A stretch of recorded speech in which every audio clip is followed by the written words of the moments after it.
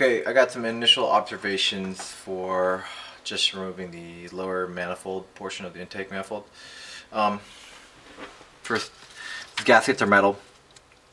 I want to point out that this left side, the passenger side head, you can see there's a couple holes here, the orientation of the gasket. Same thing for the other one, but it's actually back here. You can see that the whole orientation is over here. I don't know if these are supposed to be markers for that or not. I'm making them mine just to kind of make sure I can reset this properly. One thing I didn't point out is, do you know what that is? That's the knock sensor. And there are many write-ups on how to do a relocation modification, and I think I'm going to be doing that because I want the knock sensor, but I don't want it right there. See how many steps I had to take just to get to this damn thing. A lot of people have had issues with their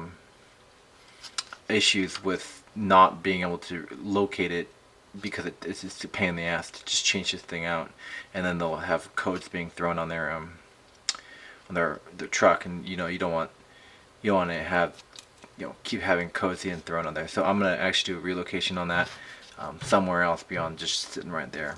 Why not? Up here, oh look, a lot easier access to remove this hose.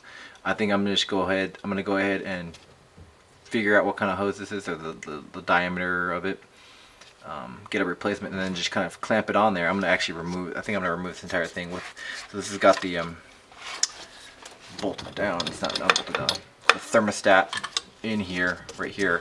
Replace that obviously.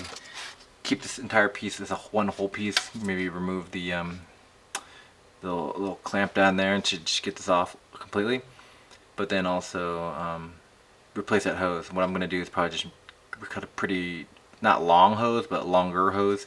Just leave it long, just cut it down as need be, but just kind of let it be there, so that when time comes and I need to replace it or put it back together,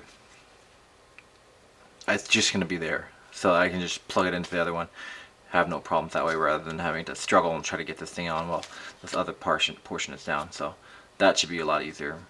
What else here? I think that's about it right now that I can really observe with this thing removed. Yeah, I mean, I've actually made a lot of progress, which I'm actually pretty stoked about, since I hadn't really messed with this thing for a while.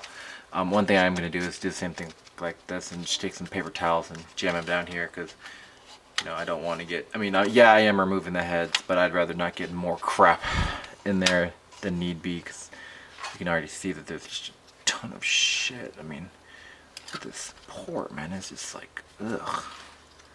I don't know if this is the one that had issues. It looks like almost this side, I can almost deduce that this side was the one that had issues. If you look how clean this one is versus this one, it's pretty significant.